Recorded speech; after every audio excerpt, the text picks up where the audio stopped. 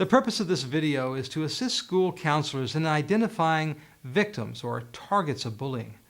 The Peer Support Survey at your school gathers reports from students about possible victims of bullying.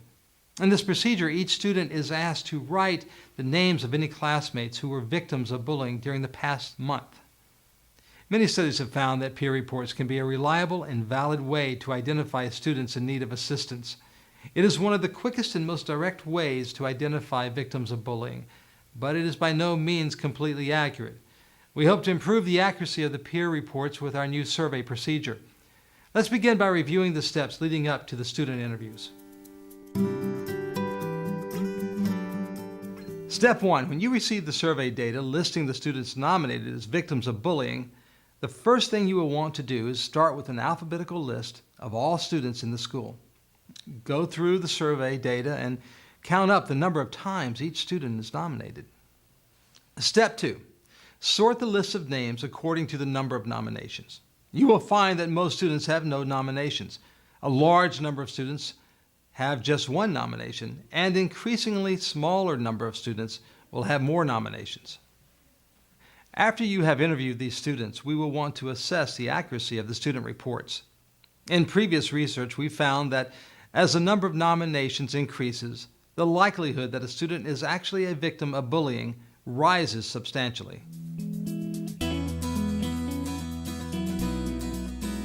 The students nominated by their peers are possible victims of bullying. Some of them are victims of bullying, but some of them may be nominated for other reasons. Sometimes a student is nominated because he or she is a victim of bullying in the past, but the bullying has ceased. Maybe the student has still a reputation of being a victim of bullying even though the bullying is over. In other cases, a student is nominated because he or she is involved in a conflict or argument with a friend that is mistakenly perceived as bullying. Now, these cases are important to identify because these students may be in need of counseling services even if the problem is not bullying. Finally, there may be students who were nominated as a joke or prank. We are trying to improve the nomination process so that students will be less inclined to make false nominations. However, we have found that students might be nominated as a joke for several reasons. First, a group of students might decide it's a great prank to pull on a friend. Or some students may decide it would be funny to nominate a popular or well-known student like the president of the student council or maybe the homecoming queen. Some students have listed classmates who are not victims but who are bullying others. While it is true that some students are both targets and perpetrators of bullying, sometimes there are students who are only involved in bullying others. Perhaps these students are listed because their classmates want to make them feel uncomfortable, or they want to bring some attention to the bullying that they've observed. Of course, a student may be a victim of bullying but not want to admit it. That is where your work is especially important. In this video, we're going to talk about the process of interviewing students. We're going to talk about some reasons why students may not want to admit that they are being bullied, and some strategies for responding to their concerns.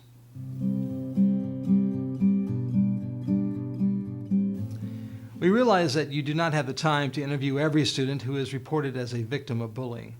So we would like you to interview all students in your school who have at least 3 nominations. If there are only a few students with 3 or more nominations, go ahead and interview students with 2 nominations. We have some guidelines for interviewing students, but you should feel free to adapt these guidelines to your own style. Also, there may be students where a different approach is appropriate. We recommend that you interview students in your office and arrange the interview so that it is not apparent to other students why you're seeing this particular student.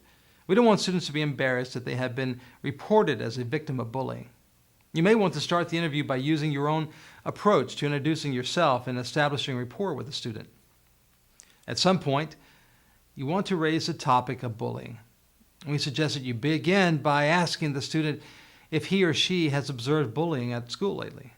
In asking this question, it may be useful to review the definition of bullying, and that it can be physical or verbal, and that it can occur directly, face-to-face, or indirectly, such as through the internet. If the student has not volunteered that he or she may be a victim of bullying, it may be appropriate to approach the topic gradually. Some students may be reluctant to use the term bullying, so it may be more effective to use whatever term the student uses, such as teasing or harassing. Using whatever language the student prefers, determine from the student's description whether the situation meets the criteria for bullying. 1. The student was injured, teased, humiliated, or hurt in some way. 2. The aggressor had greater size, power, social status, or some other advantage over the student, so that it was not a conflict between equals. 3. The situation occurred more than once or was severe. These 3 criteria are critical to distinguishing bullying from other forms of peer conflict. Remember that there are lots of different ways to bully someone: sexual harassment, hazing or initiation into a group, extortion, gang or group intimidation. If any of these behaviors also meets the 3 criteria for bullying, then it should be regarded as bullying. Bullying can take place through digital communication media. However, simply communicating an insult through email, texting, or chatting is not necessarily bullying. Any communication must meet the 3 criteria for bullying.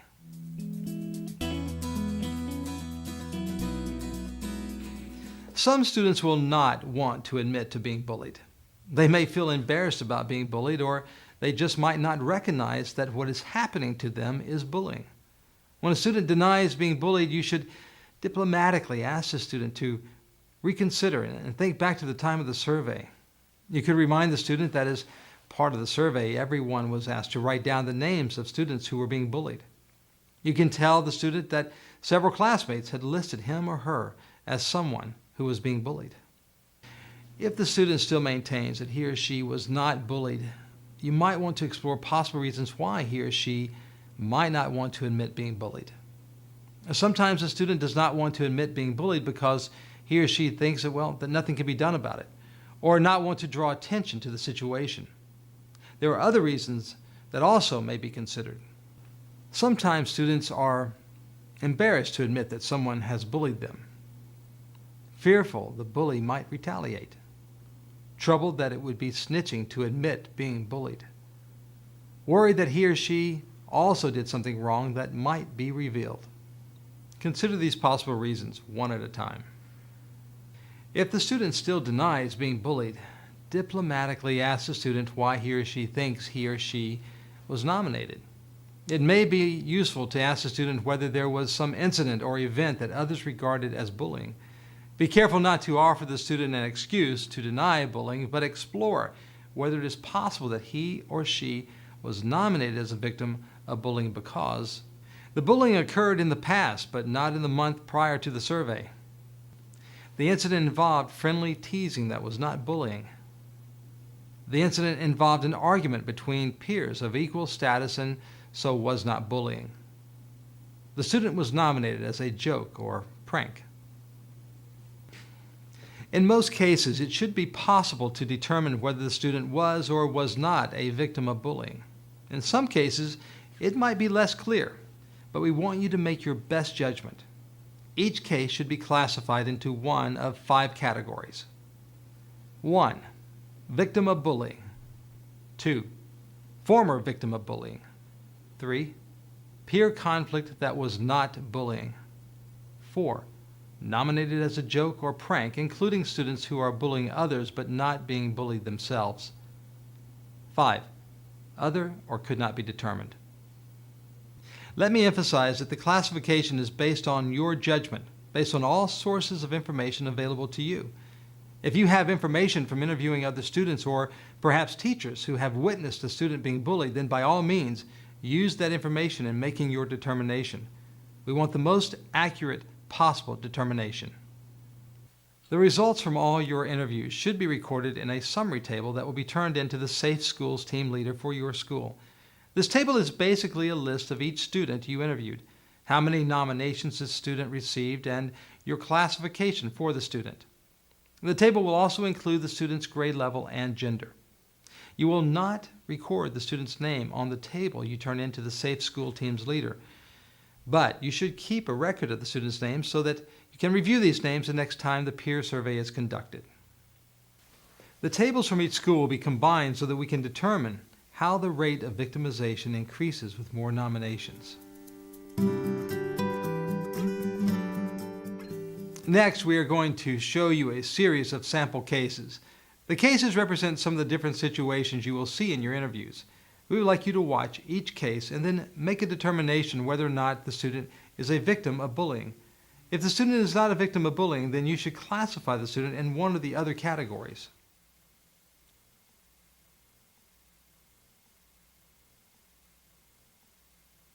After each case, you will be asked to make your classification. Your answers will be recorded so that we can determine the inter-rater reliability of this classification system. You will notice that the counselor will be using many of the techniques of motivational interviewing. We have found that motivational interviewing can be effective in dealing with students who are resistant or unwilling to talk about bullying.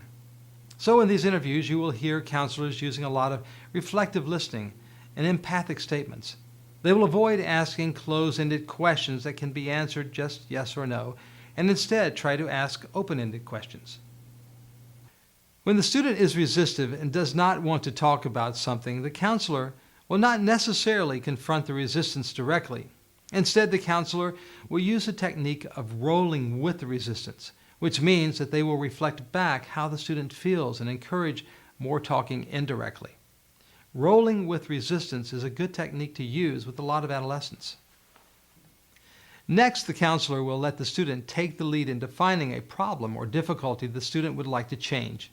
The counselor should refrain from presenting a problem that someone else has identified, such as saying that the student needs to deal with a bully. Instead, the student should identify the problem. The counselor can help this process by pointing out things that the student says makes him or her feel uncomfortable. Finally, the counselor will look for change talk from the student. This means that the counselor will listen for statements by the student that imply there is something he or she wants to change. These are not changes you would like the student to make, but changes the student would like to make. At an early stage, the student may be feeling ambivalent, and you could help the student recognize that ambivalence. Being able to recognize and articulate ambivalent feelings is an important step toward change. You might help the student see that there is something he or she would like to change, but the ownership for the desire to change must come from the student. The goal is to get the student talking about wanting to change something. Then you can begin to offer help, but letting the student be the active party, making decisions about what he or she wants to change and how to do it. In this first case, the counselor does not start out asking the student directly whether he has been bullied. Instead, she talks about other students being bullied first, and then gradually asks about him being bullied. She does not necessarily use the term bully, but when the student does describe a situation that might be bullying, she is careful to check that the situation fits the definition of bullying. The other day I was talking to a student who's being teased on the bus, and he's really upset about it. And he said actually some older students on the bus have been picking on him. And I was wondering what things are like on your bus. They're okay, I guess. Tell me about it.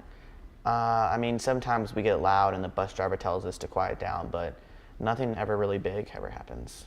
Well, that's good. We want to make sure that everyone in our school feels safe and not being picked on or bullied. You know what I mean? Yeah, we've talked about bullying in class. Most students have seen bullying sometime at school. Yeah, I guess. And most kids have been teased or bullied at school at one time or another. And I was wondering, is that something that's ever happened to you? I mean, maybe just a little bit. Can you tell me more about it? I'm not trying to be a snitch or get anybody into trouble. Well, okay, I can understand that. We don't want to make a big deal out of something that isn't. But I would like to know a little bit more about what's happening. I don't really want to talk about it. It's hard to talk about things like this. Yeah, I just don't want things to get worse.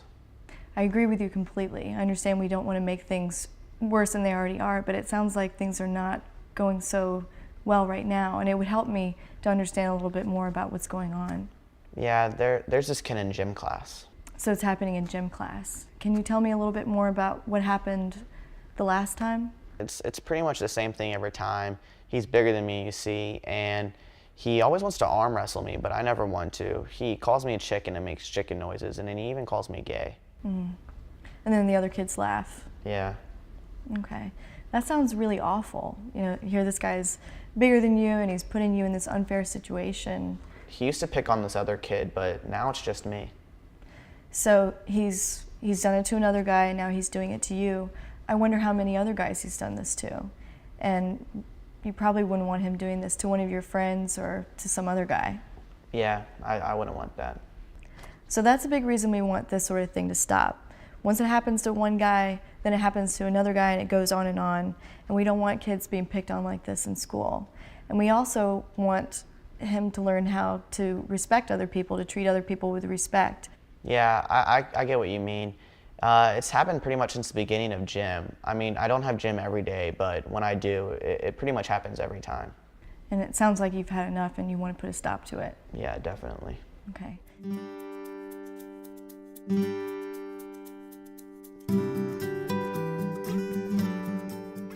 In this case, the student already had an idea why the counselor wanted to talk to her. However, the student was reluctant to talk. So the counselor used motivational interviewing techniques to empathize with her reluctance to talk and gradually overcome her resistance. I think you already know why I wanted to talk to you today. Yeah, it's about bullying. Tell me about it. Well, it's not a very good situation, so I'd rather not talk about it. Oh, well, it must be really difficult if you don't even want to talk about it. Well, it happens every day, so it's pretty hard not to think about it. Oh my. Things that are coming up every day are really difficult. Sometimes it can help to talk about it. Well, she's just giving me a hard time, but I never knew she could be like that. Okay, so another girl's giving you a hard time, and that's a change from the way it used to be. We used to be really good friends in elementary school, but now, I mean, she's different and we just don't get along anymore. What's changed? Well, now she's completely concerned about what she's wearing and how she's dressed. And she doesn't like the way I dress, and she makes fun of me. Where's this happening? Mostly on the bus. When she gets on the bus, she'll look at what I'm wearing, and she'll say she's doing a fashion review. Like, she pretends she's on that show, Top Model. And she always tells me that I'm going to get kicked out of the running. Oh, well then what happens?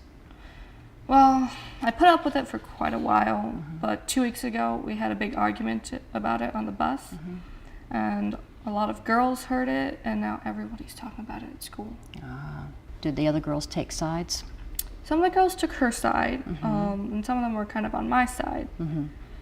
But we don't even like sit near each other anymore, and we have different friends now. So. Did you feel like you were able to stand up to her, or was it more one-sided than that? No, I definitely stood up to her. But I mean, we're just not friends anymore, so it's really sad. Yeah. It sounds like you wish things could be better between the two of you. Yeah, she was a really good friend of mine, so. Well, this sounds like a problem. She used to be your good friend, now you've had this argument and things have changed. I wonder if you've thought about whether you could change things.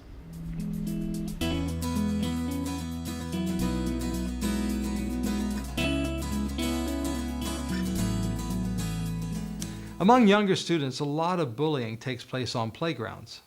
Notice how the counselor patiently asks for specific details about what took place. So you're telling me guys were going after you on the playground? Yeah, we'd be playing dodgeball and they sort of turned it into bomb us out. Even when they got us out with the ball, kept on throwing it at us. Sometimes they'd even tackle us. So this is outside of the rules of the game, right? Yeah, I mean, we were playing dodgeball, especially the tackling. What did you do when this happened? They're bigger than us and, well, they outnumber me and Jimmy. It's not really much we could do. It's not like we know karate. You told them to stop? Yeah, but it didn't do anything. They just laughed at us. When was the last time this happened? Well, we haven't been going outside anymore, but at the beginning of the year for about 2 weeks. It hasn't happened in the last month? Longer than that. Have they been picking on you in any other way? No, they're not in any of my classes, but Jimmy sees them. Some of them ride his bus. What's Jimmy's last name?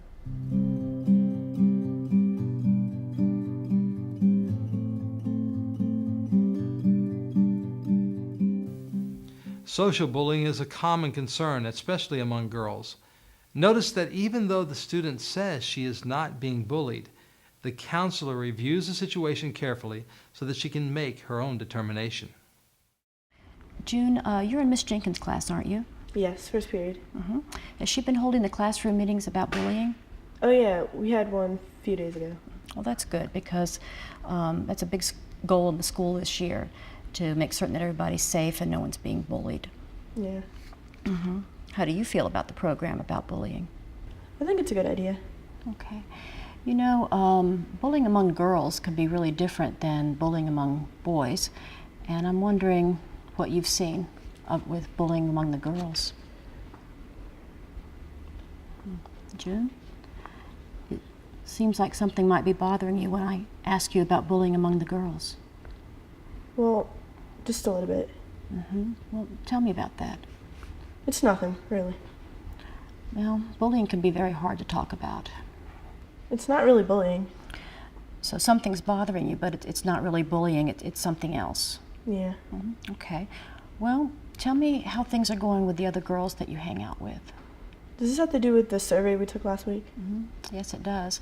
We're giving the survey so that we can make certain that everybody in the school feels safe. And there are some students that are concerned about you and that are afraid that you're being bullied.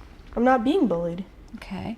Well, it does seem like something's bothering you, and maybe whatever's bothering you was bothering some of the other girls too, and that's why it went into the survey. Yeah. I'd like to know what's bothering you. Well, it's just something that goes around about me that's not true. Oh, well, tell me about that. This girl started a rumor that I was pregnant, and she sent a text to one of her friends, and that friend sent it to someone else. And then a bunch of girls found out about it, and one of them asked me about it on my Facebook page, and now a whole bunch of people know. Why in the world would this girl have started a rumor like that? You must have been shocked. We had a sleepover where we played a game and you told your secret wish. Well, I said that I wanted to have a baby, but not right now, like later when I get married. Well, that's perfectly understandable. Lots of girls think about having a baby, but I'm still not understanding why she'd start a rumor like that about you. She's mad at me. Oh, why is she mad at you? She thinks I stole her boyfriend.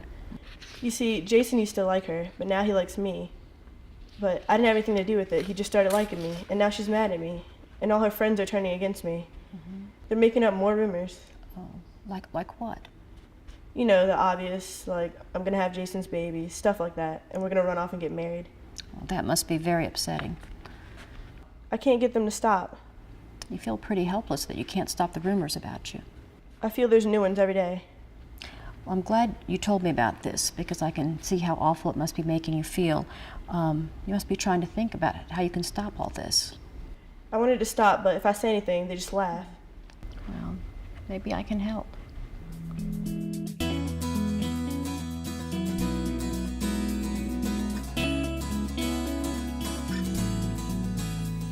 In this interview, you will see how the counselor tries to turn a frustrating situation into a learning opportunity. Any effort to teach students the importance of recognizing bullying can be valuable. Yeah, I've seen some bullying around school. I guess everybody has, but that doesn't mean it's happened to me. You're right, but a lot of kids feel like there's a lot of bullying going on, and there's a great concern among staff. Is that why you call me into your office? You think someone's been bullying me? I don't know whether or not you've been bullied, but a lot of your classmates think so. How do you know that? Well, you remember the survey we took a few weeks ago where you had to write down the names of classmates who have been bullied? Oh gosh, that's just a joke. I guess some of my friends thought it'd be real funny to write my name down. I didn't believe them when they said they did it, but I guess they actually did. Okay, I understand what you're saying, but you know, sometimes a guy really doesn't want adults to know that they're being bullied or being teased or picked on by their classmates. Yeah, I know, but honestly, I'm not being bullied. You don't think you know who did this? Who wrote your name down? I mean, I do, but I don't want to get anybody into trouble. Okay, I understand that, but not wanting to get your friends in any trouble. But one thing I would like for you to do is to explain to your classmates why it's not a good idea to write the names down of students who are not being bullied, because then I'd have to spend a lot of time tracking those students down when I really need to focus on those students who are actually really being bullied.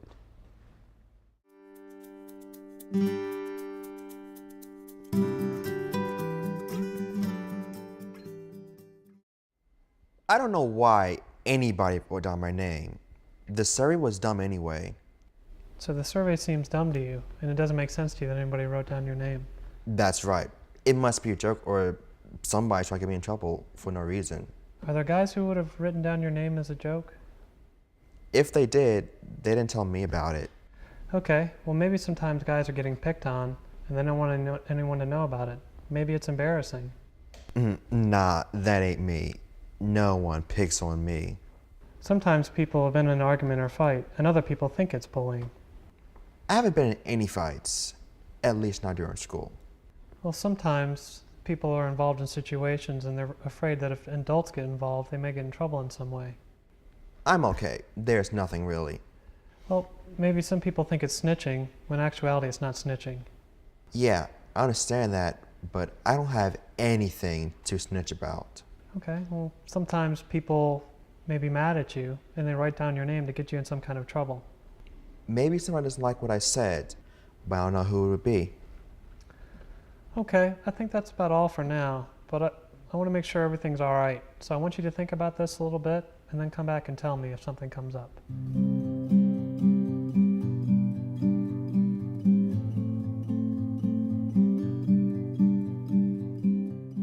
In this interview, notice how the counselor uses reflective listening and empathy to gradually help the student talk about what is happening to her. I don't know why you wanted to talk to me today. Did I do something wrong? No, you didn't do anything wrong. I just wanted to check in with you and see how you're doing. Well, my grades could be better if that's what you mean. Well, do you remember the survey that the students took about bullying a few weeks ago? Sure, I remember it. And so you probably remember that the survey was to give students a chance to tell us if anyone was being teased or picked on. Yeah, I remember. Well, I think some of your friends are concerned about you because several of them wrote your name down. Why would they do that?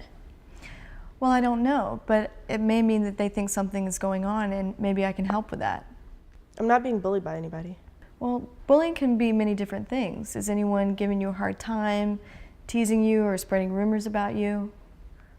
Me and Jenna, sometimes we go at it, but it's no big deal. Well, tell me more about that. Jenna and I, we're cool, but sometimes we just like to mix it up. She'll say something funny about me, I'll hit her right back with something funny about her. We do it a lot at lunchtime. I'll tell her she's gonna get fat from eating all those French fries. She'll tell me that my hair's gonna fall out because I comb it too much. Stuff like that. Okay. Does Jenna hurt your feelings when she says things like that? No, it's just having fun. Okay. And do the other girls get involved in it? Well, they listen, but it's between me and Jenna. It's kind of like our show. It's a talk show, you know, like on TV. Well, I wonder if the other girls think it's more serious. Maybe, but that's just the way we are.